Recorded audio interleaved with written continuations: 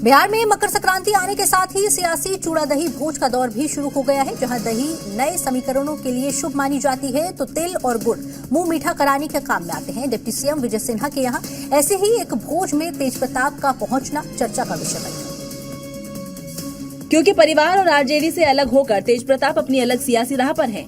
तभी तो यहां पहुंचते ही डिप्टी सीएम ने तेज प्रताप का जोरदार स्वागत किया।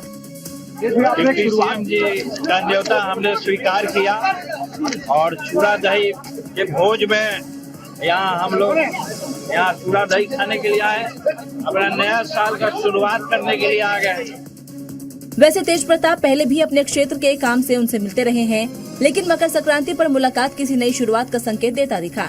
तेज प्रताप से भगवा से बढ़ती नजदीकी पर सवाल किया गया तो तेज भी कहाँ चुप रहने वाले थे।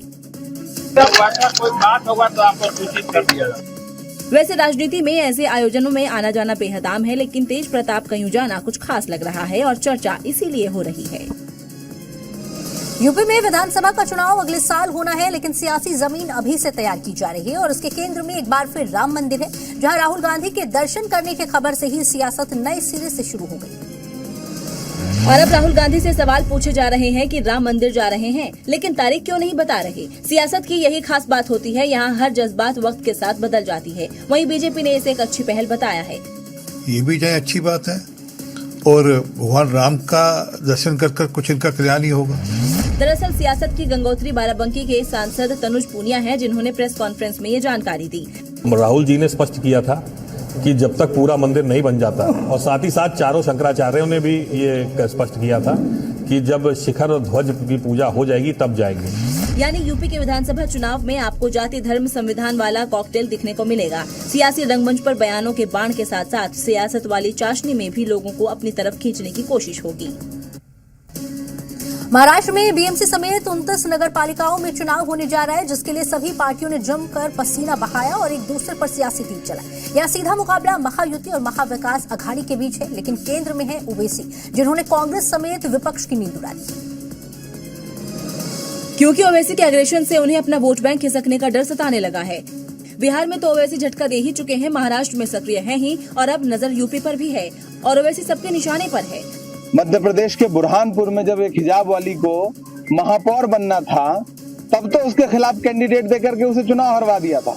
आज तक अपनी पार्टी से एक भी हिजाब वाली को एमएलए नहीं बना पाए, जिस पर एआईएमआईएम ने पलटवार किया। कांग्रेस का एक कव्वाल जो अभी कहता है कि बिस्मिल्लाह कहते जमा कर दो तो कौवा भी हलाल हो जाए, वो कव्वाल भी आजकल बैरिस्टर असदुद्दीन के खिलाफ बोलने लगा है। तो अब वो आजमी भी आ गए ताल ठोकने। ये जो है ये औरंगाबाद वाला बहुत बात करता है। अबे मैं उत्तर प्रदेश का पटक दूंगा, पत्ती से बाहर निकल जाएगी, पता नहीं चलेगा कहाँ चला गया। शायद ओवैसी ने खेल कर भी दिया है, तभी तो कांग्रेस और सपा बिफरी हुई है। एआईएमआईएम चीफ असदुद्दीन ओवैसी ने एक बार फिर ख्वाब देखा है। ख्वाब मुंबई में एआईएमआईएम का मेयर बनने का, और इसके लिए वो पूरी ताकत झोंक भी रहे। लेकिन अपनी पार्टी कैंडिडेट के लिए वोट मांगने के दौरान उन्हें एक बार फिर 15 मिनट वाली बात कही। छोटे और बड़े ओवैसी भाईजान से शायद ये 15 मिनट वाला शिगुफा छूटता नहीं। जब चुनाव आते हैं, भाईजान को 15 मिनट वाली थ्योरी याद आ जाती है। अब महाराष्ट्र में निकाय चुनाव के लिए वोटिंग में 2 दिन बाकी है, जिसमें ओवैसी ने फिर 15 वाली थ्योरी खोज ली। मीडिया वाले लिखते थे 15 मिनट बोले, 15 मिनट बोले, खुदरत बोले 15 को इलेक्शन होगा। 2 दिन पहले तक ओवैसी मियां देश में बुर्के वाली पीएम बनाने का बयान दे रहे थे, लेकिन 48 घंटे में ही उनके सुर बदल गए। अब वो बुर्के वाली मेयर चाहते हैं। अगर तुम ये समझ रहे आप है ना, नहीं मेरे भाई, मैं नेता नहीं नेता बनाना चाहता हूँ। एआईएमआईएम पार्टी पर हमेशा बी टीम होने का आरोप लगता है और हर बार की तरह ओवैसी को सफाई देने आगे आना पड़ा। अरे तुम नहीं हरा सक रहे, तुम उसको हरा नहीं सक रहे, नहीं ओवैसी बोलो मेरे क्या करने का है।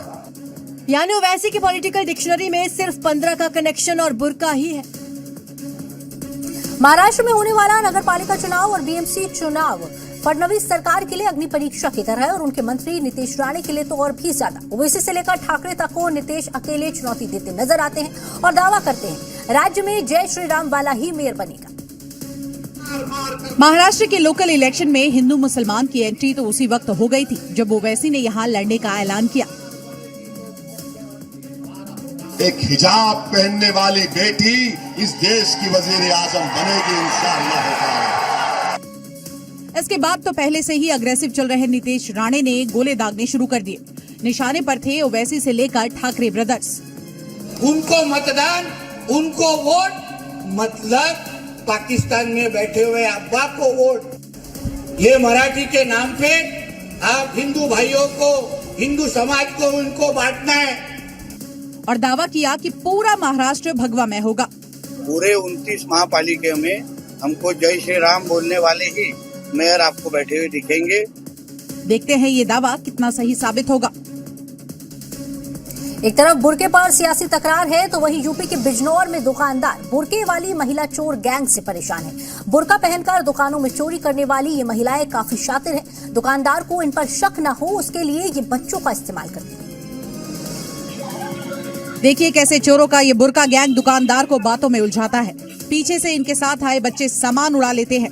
ये बुर्का गैंग पिछले कई दिनों से दुकानदारों के लिए सिर दर्द बने हुए है। तीनों का चेहरा उड़ा ढका हुआ था कि चेहरा? वो तीनों चारों ने सबने वो पहन रखा था, बुर्का।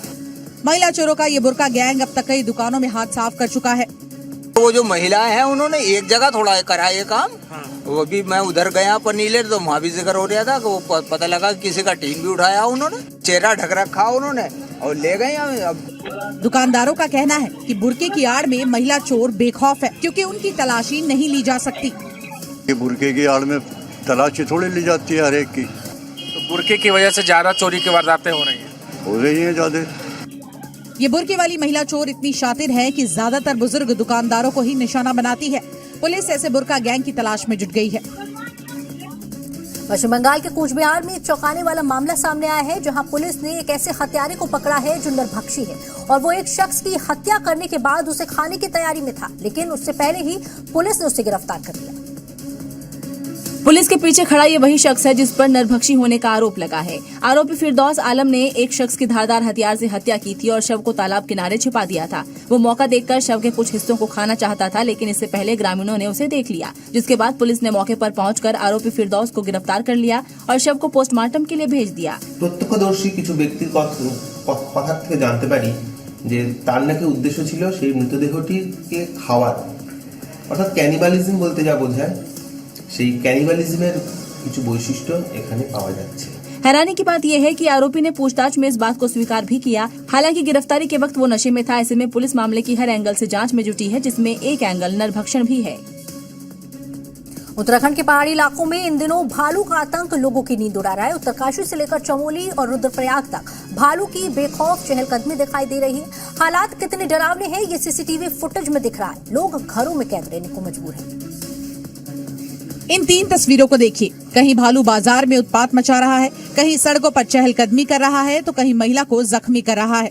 वीडियो में साफ तौर पर दिखाई दे रहा है कि किस तरह से खूंखार भालू बेखौफ होकर सड़कों पर घूमता हुआ दिखाई दे रहा है और लोग घरों से निकलने से भी डर रहे हैं। शाम ढलते ही सन्नाटा पसर जाता है। उत्तरकाशी में काले दानव ने घर में घुसकर एक महिला को बुरी तरह से जख्मी कर दिया है। उधर चमोली और रुद्रप्रयाग में भी हालात कुछ अलग नहीं है। तस्वीरें देखिए कैसे रात के वक्त बाजारों में घुसे भालू ने जमकर उत्पात मचाया, दुकानों में तोड़फोड़ की, सामान बिखेरा और पूरे इलाके में डर का माहौल पैदा कर दिया। भालुओं के बढ़ते हमलों को देखते हुए वन विभाग ने अलग अलग टीमें तैनात की हैं और भालुओं को दूर जंगल की ओर भगाने के प्रयास किए जा रहे हैं। जम्मू कश्मीर में इस वक्त एलओसी के साथ ही इंटरनेशनल बॉर्डर पर चप्पे चप्पे पर सुरक्षा बल के जवान मौजूद हैं और लगातार तलाशी अभियान चल रहा है। एक तो सर्दियों में ही ऐसी घुसपैठ के मामले बढ़ जाते हैं, उस पर से 26 जनवरी भी आने वाली है, जिसे देखते हुए जम्मू कश्मीर हाई अलर्ट पर है ताकि मुनीर और उसके साथी अपने नापाक मंसूबों को अंजाम न दे पाएं। समय सुरक्षा बलों को इस तरह के इनपुट मिल रहे हैं कि पाकिस्तान लगातार बड़ी घुसपैठ की साजिशें जो है वो रच रहा है और उसी बीच अब पाकिस्तान की ड्रोन वाली साजिश जो है वो भी यहाँ पर सामने है, जिसके बाद आर्मी से लेकर जम्मू कश्मीर पुलिस की एसओजी टीमें आतंकियों के हर संभावित रूट की तलाश में हैं। देख सकते हैं किस तरह का रूट है। यहाँ पर कई सारी जो पॉसिबल टनल्स हैं वो भी हो सकती हैं, हाइड आउट जो है वो भी हो सकते हैं। इसके साथ ही कई संवेदनशील जगहों पर मॉक ड्रिल भी हो रहे हैं। उत्तर प्रदेश के देवरिया में अवैध मजार पर नमाज पढ़ने की तस्वीरें सामने आई हैं और ये नमाज उस वक्त पढ़ी गई जब एक तरफ बुलडोजर कार्रवाई चल रही थी। भारी संख्या में पुलिस बल की मौजूदगी और ताबड़तोड़ ध्वस्तीकरण की कार्रवाई जारी थी। बीते 2 दिनों से अब्दुल शाह गनी की मजार पर बुलडोजर एक्शन चल रहा है। कार्रवाई के दौरान मजार का मुख्य गुंबद और कई ढांचे पहले ही तोड़ दिए जा चुके हैं। इसी बीच मुस्लिम समुदाय के लोगों ने मजार पर नमाज पढ़ी। दूसरी तरफ बुलडोजर से ध्वस्तीकरण का काम चलता रहा। ये तस्वीरें पूरे इलाके में चर्चा का विषय बन गया, क्योंकि नमाज भले ही पढ़ी जा रही थी लेकिन पीला पंजा अपनी स्पीड से आगे बढ़ता चला आ रहा था। ऐसे में ये कहना गलत नहीं होगा कि बुलडोजर पर दुआ कबूल नहीं। अब सवाल ये है कि क्या अवैध निर्माण पर कार्रवाई के बीच ऐसे नमाज पढ़ने का मकसद हालात को और संवेदनशील बनाना है या फिर मामला कुछ और है। यूपी में काशी के दाल मंडी की गलियों में आज 7वें दिन भी भारी फोर्स के साथ कार्रवाई जारी रही। चौड़ीकरण के तहत आज 11वें मकान को भी हथौड़ा कार्रवाई कर ध्वस्त कर दिया गया।